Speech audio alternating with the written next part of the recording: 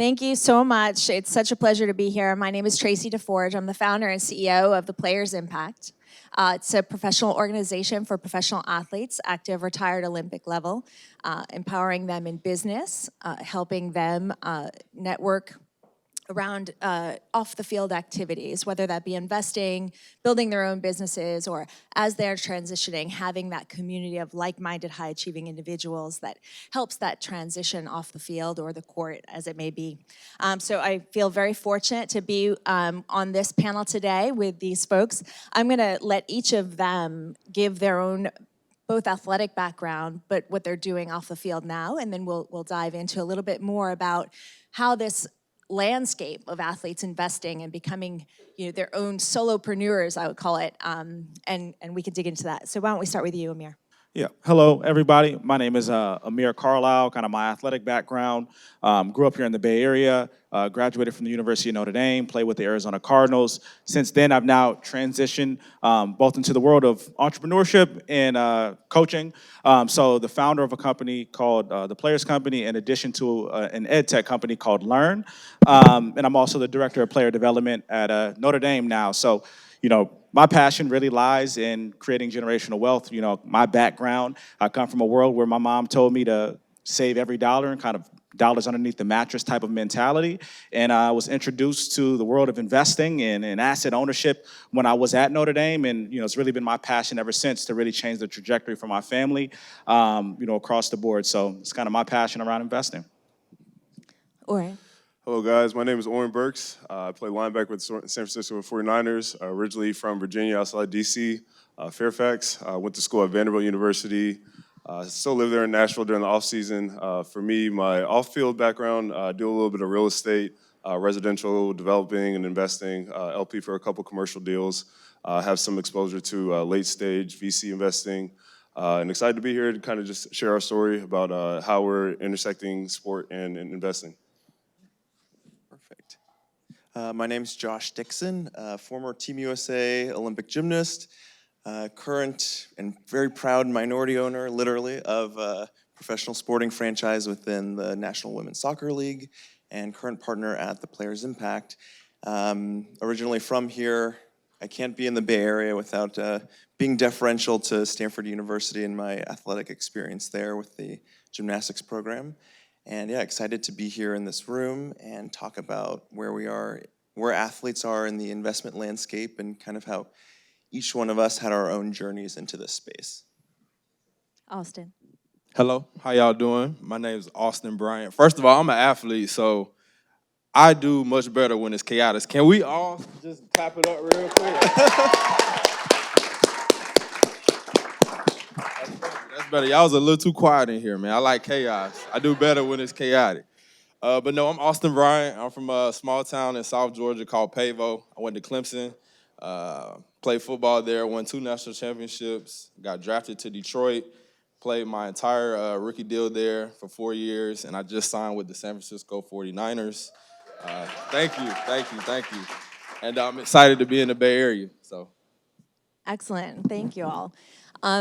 So we've seen the landscape shifting over the last 5 to 10 years with athletes, folks like LeBron, Serena, Steph, all creating their own funds. Very interesting that, athletes at that level, they're seeing success, especially in venture investing. Here, we're here to talk about sort of how that's becoming, it's trickling down, we'll say, right? All the way from the 1%ers all the way, even now with the college athletes being able to earn dollars and the NIL changes. So want to talk about, as putting your investor cap on, what are the asset classes that you're looking at? How are you thinking about your portfolio makeup as it relates to the different things that you're investing in? Well, why don't we start with you, Oren, because Amir got to start with the intros. Yeah, for sure. So for me, I'm thinking about creating generational wealth for myself and my family. I've been married, be 4 years in July. We're thinking about kids. So for me, my goal has always been $10,000 of cash flow a month.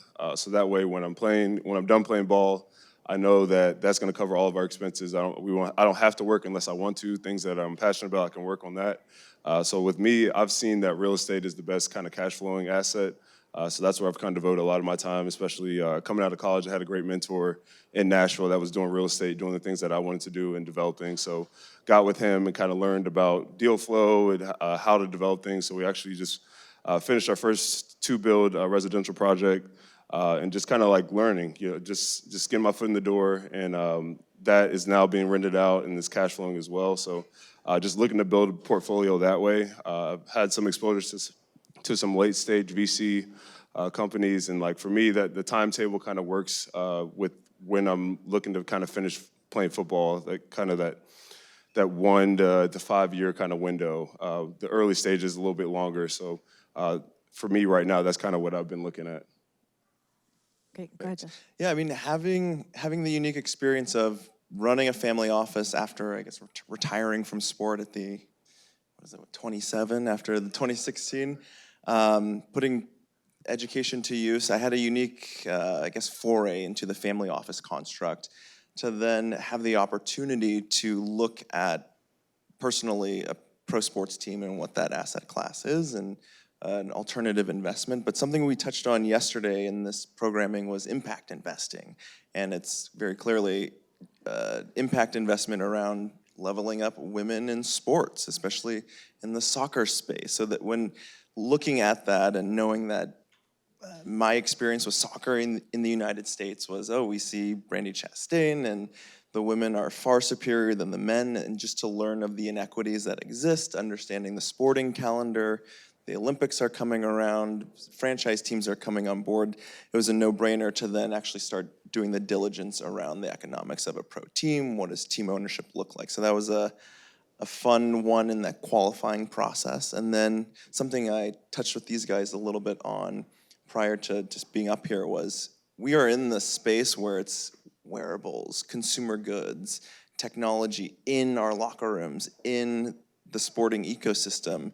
So why wouldn't we look at that space in terms of an investment, whether it's Tonal, Hyperice, health and wellness companies. So qualifying in that category is obviously something we know as high-level athletes, but then, okay, how is it transcending beyond our sporting arena, and can we qualify those investments there? So that's kind of how I've looked at some of these beyond the traditional family office setup. Well, so for me, I'm gonna be honest, I had no idea what investing was when I was growing up. I'm from a small town in South Georgia, very rural. Grew up, my nearest neighbor was a cow. So I didn't really understand what investing was until I got to college. And I was telling Tracy in the green room that I was so incredibly blessed to have some great mentors at Clemson that kind of just pushed me in the right direction.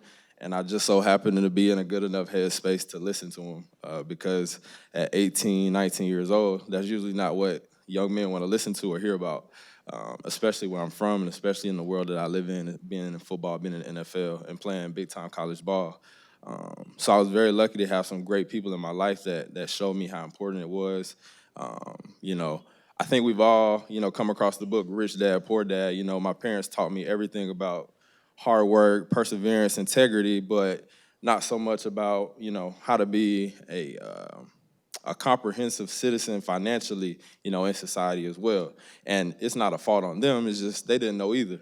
So very grateful for the mentors that I had. And for me, it wasn't a specific lane that I wanted to go into. As I got older, real estate kind of became my thing because I love art and I love design, so I love just looking at houses, seeing houses. But I didn't really know how to get into it or what to do. But my mentors, they were already kind of doing some commercial real estate, so I got into that with them.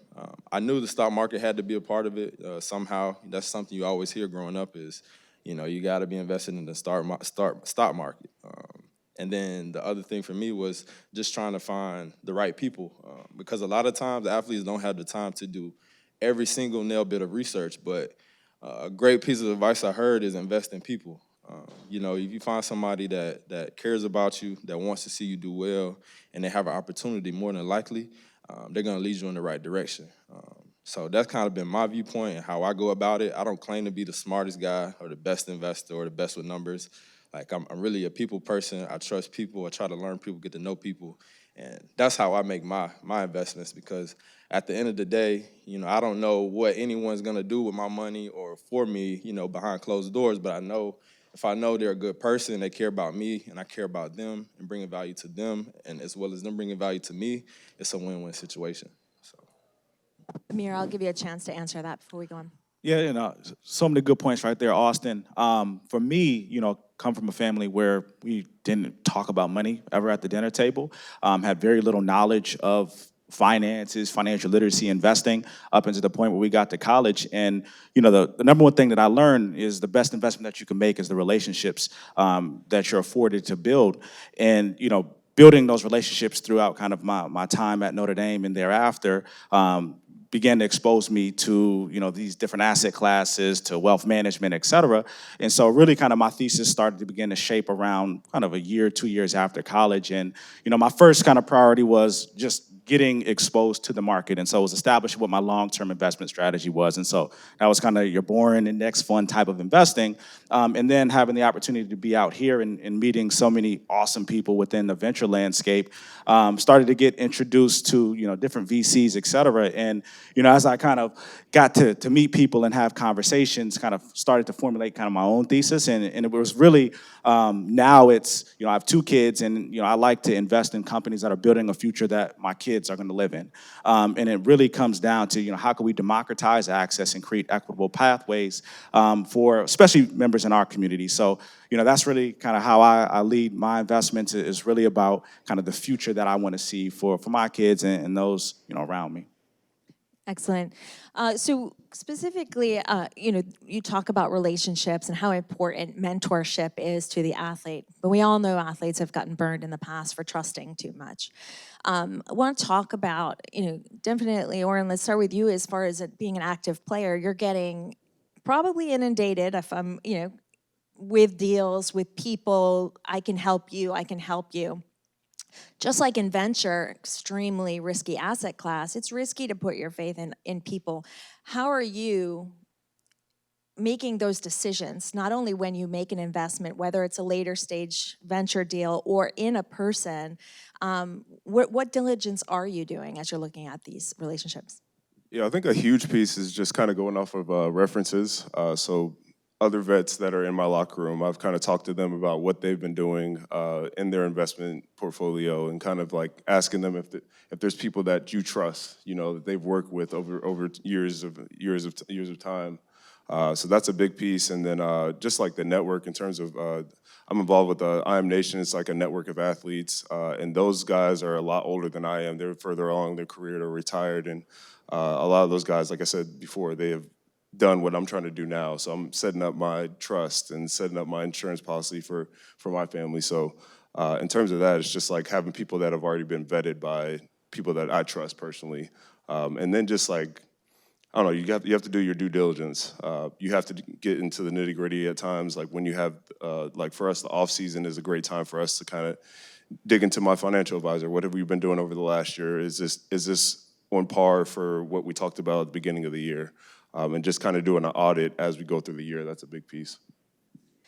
And Austin, as we see the trend of athletes being more than athletes, athlete and et cetera, and more active athletes are focusing on what's next. Is there pushback?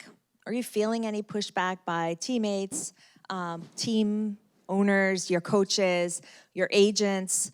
Are you doing too much thinking about what's next? And is there a concern there as far as distraction?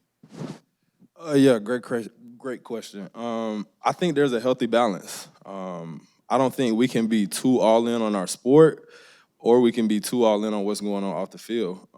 Because to be honest with you, if I didn't play football, I wouldn't be standing on this panel talking to y'all today. So for me, my rule of thumb is I take care of the main thing first. So whatever comes with my sport and my craft that got me on this stage, I'm taking care of that shit first. Excuse my French. Is that French? Excuse my French. I'm taking care of that first. And then everything after that is just icing on the cake. Whatever I do in fashion, or whatever I do and try to do in business, or whatever I try to do in wellness, like that's just icing on the cake. That's just something I like to do. But I know for me, my craft, my passion, my love is football. So I'm gonna take care of that first. But you also gotta remember, and I love that you said the athlete and that we aren't just athletes. Like I don't want anyone to get the misconception that you should just focus on sport, period, because you'll go crazy. I've been in that place before, so that's not the way to go.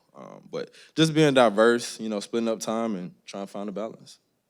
And to kind of add to that, I don't know for you, but for the draft process for me, coming out of college, I was involved in a lot of community service things in Nashville. And that was a big question, like from when I was talking to scouts and things like that. It's like, oh, are you going to be able to focus your time into football when it comes to it? Because it literally is your job. And I was like, of course, like that's what's paying the bills. Like I know how to separate like time management in terms of like, when I'm in the football facility, I'm 100% focused there. My biggest thing is just be where your feet are. So if I'm in the football facility, I'm locked in there into my assignments, what's gonna make me a better athlete. If I'm in the community, I'm invested in making my community look better. If I'm with my family, I wanna make my family the best long-term, So it's just a matter of just being where your feet are and being focused in that moment. Josh, give us an example of, as Austin and Oren said, like they're on the field, they're focusing on their craft. That's not always easy, especially in season. As athletes are working with different brands or becoming their own brand, how are you balancing, or what would you say now is changing in the landscape that's allowing these athletes more access and more opportunity off the field? Yeah, I would say one, like the way we consume information has drastically changed thanks to the iPhone or smartphones for any Android users. Yeah, but kind of what these two said around just being in that headspace of, hey, if you're on the field, you're on the field. If you're not, you're not. And that allows you to be good in either arena. But yeah, I think athletes who are now participating differently in the sponsorship space with equity on the table rather than a traditional endorsement deal, how we're consuming information, it's allowing them kind of a creative canvas to think more strategically around, hey, if I'm going to endorse Hyperice, like, can I invest in it? Where am I seeing it? My ears to the ground in the performance recovery space, like, how can I learn about what Hyperice is doing? And this is not, this is just an example. How can I learn about what Hyperice is doing in the licensing landscape of boxing out competitors in other leagues? So it's really, you're getting an continual education in the spaces that you're participating in while having the potential for upside investment economics.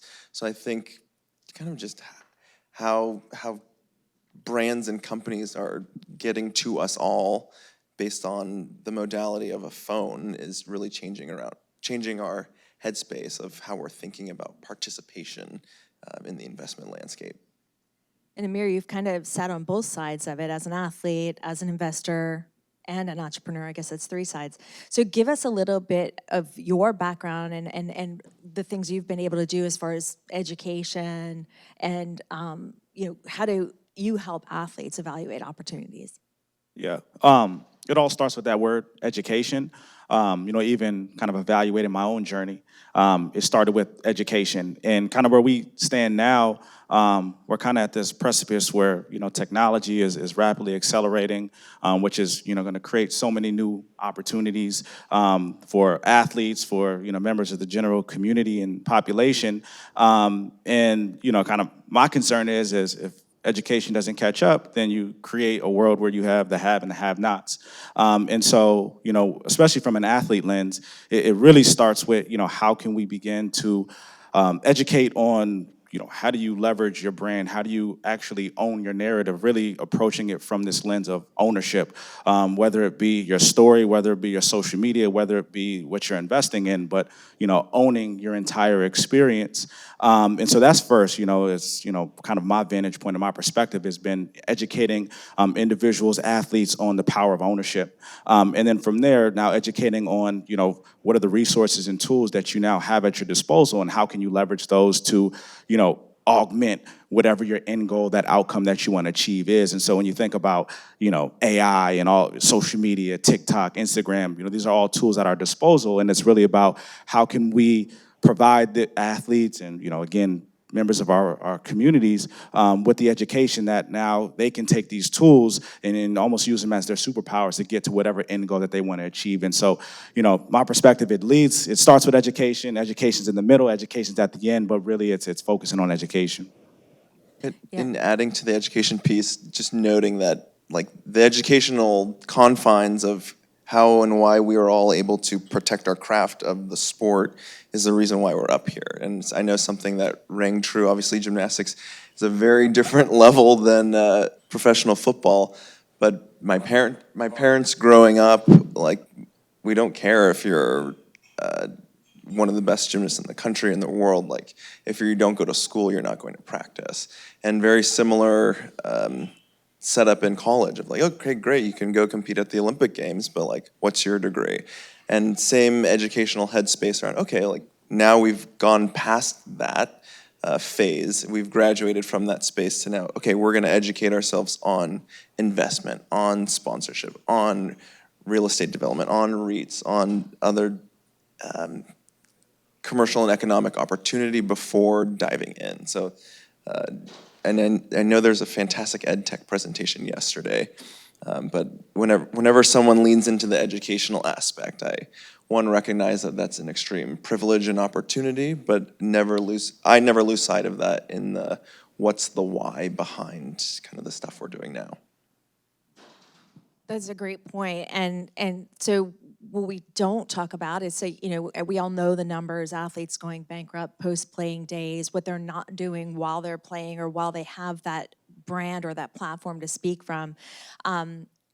What are the biggest challenges, do you think, from the athlete community side to availing themselves to the education that is there, that is accessible?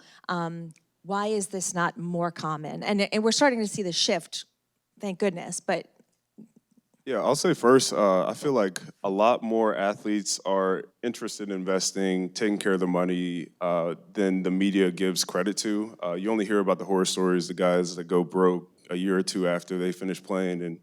And just from my experience, there's a lot more guys that are interested. We just met a couple months ago. He's a new teammate of mine, and like we didn't know each other. We're both in the real estate space. So it's just like sometimes this conversation doesn't shift that way because like we're in the building, we're so locked into like, all right, like how am I going to be the best football player while I'm here in this space? So I feel like just having conversations like this is a huge starting point. And from there, it's like, all right, how can we do deals together? How can we share information, the education piece? I think that's a big piece in the first part. But on the second side, I think it's just want to. I feel like all the information is available to you through internet, through the networks that we have, but it's just a matter of you literally like locking in. And it's like, this is what I want for myself and my family. And that's a personal choice. So sometimes it clicks early in your career, sometimes it clicks after the fact, but the goal is to have that a little bit earlier. And we have a lot of you're in player development, and that's a huge piece of having people that have kind of been there. They're guiding the way for these young athletes coming up. go ahead, Austin. Yeah, I just think it wasn't sexy. To be quite honest, like growing up, like I said, 19 to 26, it ain't sexy to talk about, oh, what's the APR rate? What's this? What's that? What's all the? I want to talk about who won the game, what girl I'm gonna talk to. I don't want to talk about that. So I think it's just a part of just trying to make it sexy for guys in this generation. I lean a lot on YouTube, Instagram, EYL, places where I get a different means of taking in the information. Because, just sitting down in one place, reading a book, like y'all seen when I came in here, I had y'all clapping. That might not be my best means of trying to get information. Maybe I need to go somewhere where it's visual, I can touch it, I can interact with it, because that's how I'm going to really get it. If I don't do that, if I just sit there and listen or sit there and read, I'm not going to understand it. So I think in this generation, this time right now, I think a lot of people are making it sexy for athletes and minorities to learn more about investing and how to take care of themselves holistically as a citizen in this society. Smart is the new sexy, is what you're saying. I love it. Excellent. Do you have anything you want to add to that, Amir? No, just piggybacking off of that, now kind of being on the opposite side in player development, it really comes down to empathizing. Like, the crazy thing is, I don't feel like I was at Notre Dame that long ago, and we have freshmen who are born in 2005, and it's like crazy. These kids are just, it's a whole new generation. And so there's a responsibility on the educator's lens of understanding how do this next generation, how do they learn? You know, how are you going to actually meet them where they are? And so, you know, that's a big thing in terms of kind of bridging that gap and actually getting younger athletes, especially, to buy into, you know, these concepts of financial literacy and, you know, in financial empowerment, et cetera. So I think there's also a responsibility on the educator side of things to, you know, make it sexy, make it appealing, make it relevant for the athlete so they can really buy and lean in and understand its value. I think the biggest thing is like communicating the value. And it goes beyond just distributing information. It's like, how does this information actually apply to that specific athlete's life? And, you know, if you can communicate that, you know, they'll see, and you know, there's going to be, in my opinion, an opportunity for greater buy-in. Completely agree. I mean, just because you can doesn't mean you should, right? Even if it's sexy and you want to be the next person at the venture table, not every athlete has the net worth to dedicate, you know, what should be a small allocation to the very alternative asset class, which is a higher risk, et cetera. So I know we don't necessarily like horror stories of athletes investing, but because we're in a group of startups and investors, we will talk about your successes, but let's talk about the worst deal you've ever gotten into and why. All right, so I wouldn't say there was a bad deal I made because one mentor that I have, I love him to death. He said, you ain't got to hit a home run every time. You ain't got to hit a triple every time. You just hit a single here and there, hit a double here and there, maybe a bunt to get you over the first. Then over time, you still winning. You ain't got to win all right now. I lost my train of thought. What was the actual question? Worst deal. Okay, sorry. Worst deal. So I wouldn't say there was a worst deal. PTSD, I think. But I'll say my worst investment from a purchase standpoint was, like I said, I was that knucklehead kid at one point, and when I first got in the league, I had to go buy me $25,000 worth of jewelry. Ask me where that jewelry is now. I don't know. I lost it. So just not being responsible, not understanding that, you know, that's something that is worth a lot of money. Didn't have insurance on it, but I'm just a young kid. I don't really understand what money is. Y'all just wrote me a big old check for some money that I just got, and I was broke yesterday. I couldn't even go get me a hot dog. So I think just as you get older, you understand that, you know what, maybe I shouldn't have put my money right there. Maybe I didn't have to buy these clothes or something like that. And another bad investment I made was I love cars, so I bought a '71 old school Chevrolet Chevelle. I'm a country boy, so I like yeah. So it felt great at the time, but you know, looking back, you know, I definitely could have saved that money. So No, I'm in the hole right now. 71 Camaro on the way. So. But yeah, I'll say another deal, not necessarily a bad deal, but just I would do things differently now that I know better. It's just kind of a deal structure for one of the development projects I did. So I had a business partner, and he kind of runs the day-to-day developing contractors, all that kind of stuff, and I was the finance piece. We were splitting profits 50-50. So for that, we have a different exit strategy than we initially went in for. We were planning to develop these two houses and then sell it. So now the market kind of turned right when we got it on the market. So we had literally all of last season, we had it up for listing. And it wasn't selling, selling. I was getting frustrated. My wife is getting worried. She's on my head about like getting these sold because we have a huge liability with the construction loan and all that kind of thing. But ultimately, like, I just had to like shift my mindset. I'm like, I know this isn't a great area in Nashville. I know that there's a $71 million development at the end of the street that's being built in the next 5 years. So for me, it just shifted. All right, we're gonna hold these, we're gonna rent it out, it's still gonna cash flow, and we're gonna sell it 5 years from now. And like that to me just like taught me a lot about perspective, because like I said, we were going in like, oh, this is gonna sell right away. As soon as we list it, it's gonna be gone, and that wasn't the reality. So I think for a lot of times in our generation, like instant gratification is like one of the biggest things. Like you want that big sale, you're like, oh, I hit the jackpot on this deal, and like that's gonna come, but like I have to have the patience to see it through.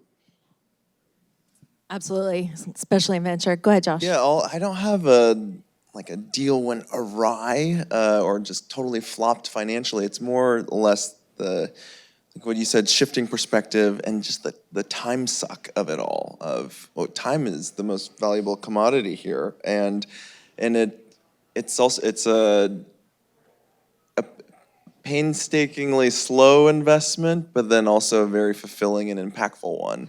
And it's women's soccer team, and I kind of have to be careful about what I talk about here because we're going through the process of a sale. But it's just doing the diligence and understanding board governance and kind of all of the nitty gritty of owning a professional sporting franchise and everything that goes along with it was slowly uncovered to a higher degree of just, oh my God, this is a lot of time, effort, and energy for something that we won't see an exit on until probably the next Olympic Games. But at the same time, it's like kind of what I started with. It's an impact around women in sports. It's also at the same time around making things real for athletes who are involved in civic engagement and understanding the social political landscape. It's an opportunity to quite literally be a different face on a pro-team ownership cap table that is not male and white. And I understand that I represent a few different constituencies in that space.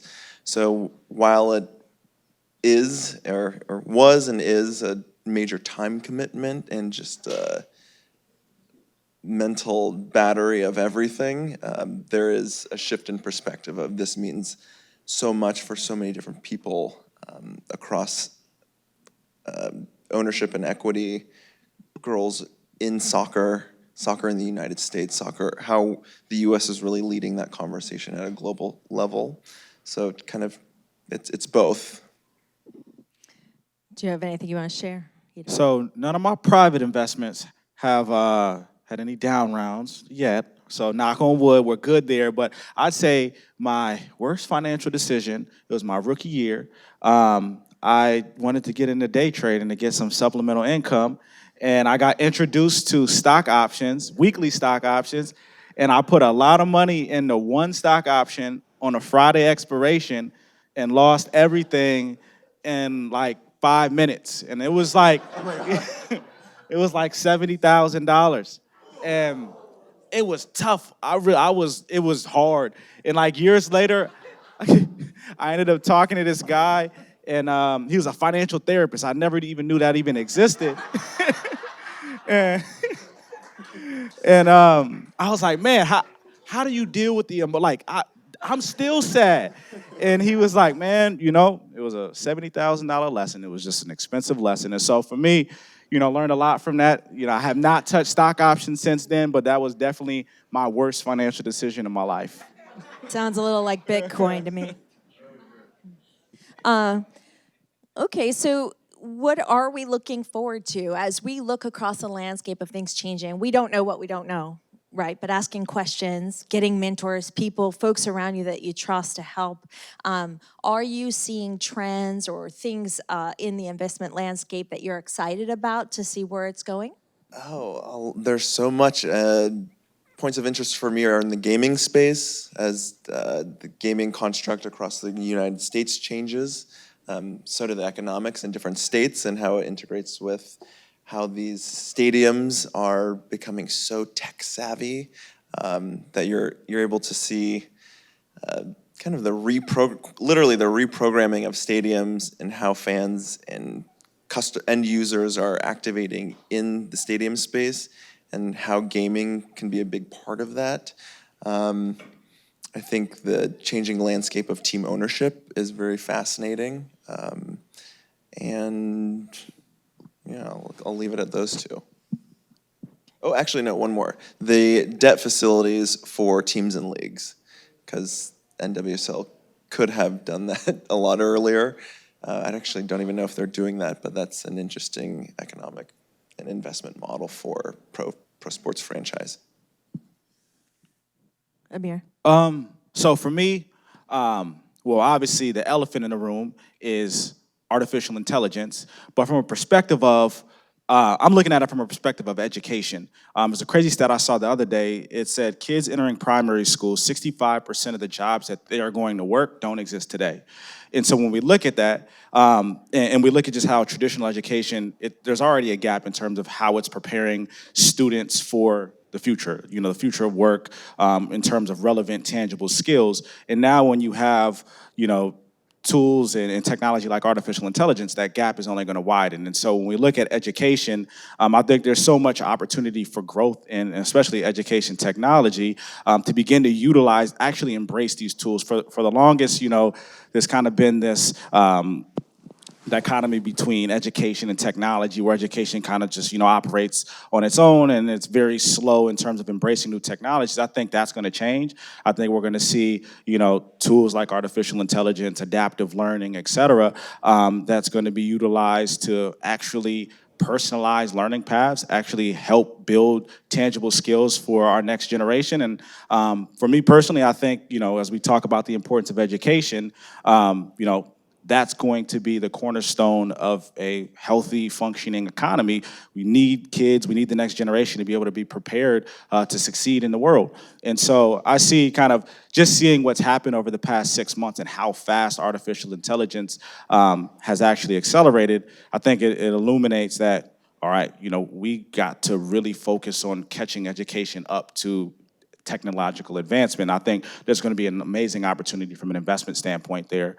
So yeah, that's kind of where I'm looking at. They say AI isn't going to steal jobs, but the people who embrace AI and technology are going to steal the jobs, right?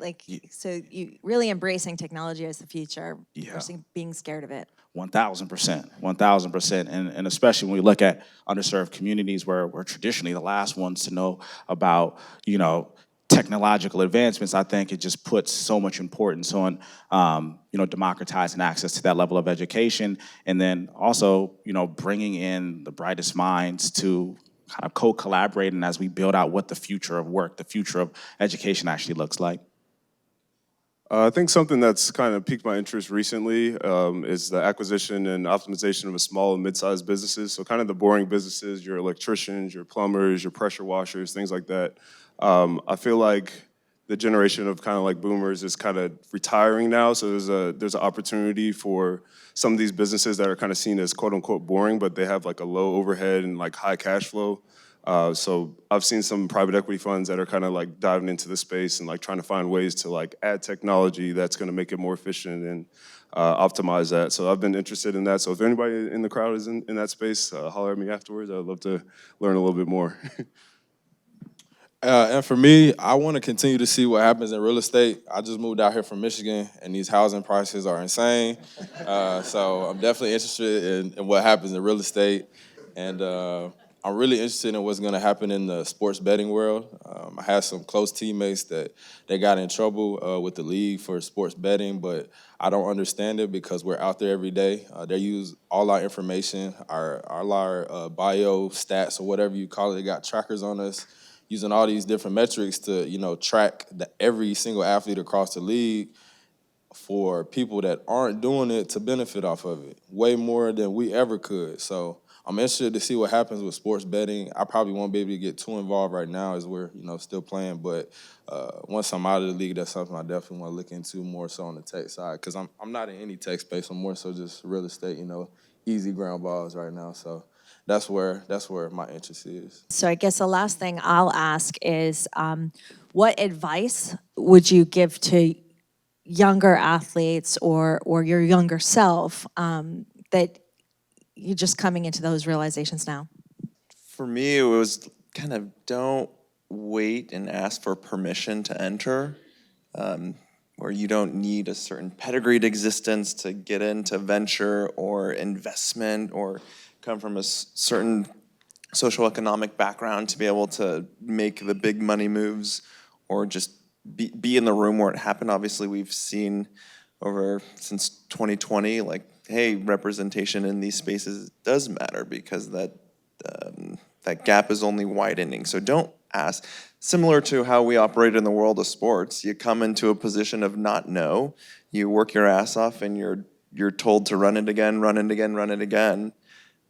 and you're not asking permission. Oh, can I participate? You're just doing it until you get there. So the same thought process and application could apply to a younger exiting college me in the investment space.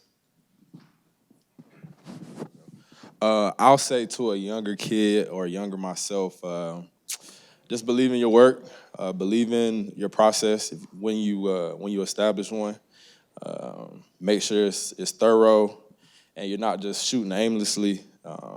It's easy to have goals, but without commitment to those goals, you're never gonna achieve them. So I would tell my younger self that. And lastly, I would say, man, just be yourself. I think a lot of times with social media, especially for athletes, young people like myself get caught up in, what's going on social media, who's doing this, who's doing that, what's cool, what's not. But, you determine what's cool, you determine what's hot, you determine what's not. So just be yourself, and if people like it, they like it. If they don't, on to the next.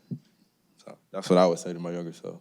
That's good advice. Oren. I was gonna say, kind of off of his point, just kind of going for it. I feel like early in my career, I did a lot of research on real estate, and I was like, all right, when is my first deal gonna happen? And there was a couple deals that I looked at that the numbers were like, they were tight, but they would have worked. And looking back on it, I'm like, man, that would have been a great deal if I had just taken that leap of faith, Like I was kind of scared to take that first step, but just kind of go, like you said, just go for it, and just have a team around you that you can trust to kind of pitch things off of and have great feedback off of. So I would just say go for it. Yeah, mine is real simple. It's just be curious and ask a lot of questions, and never lose the desire to learn. Commit yourself to a life of learning throughout your, from now all the way to the day that you exit this earth. So just be curious. And don't be afraid to ask for help, right? You don't know everything, so ask for help when you need it. Thank you all.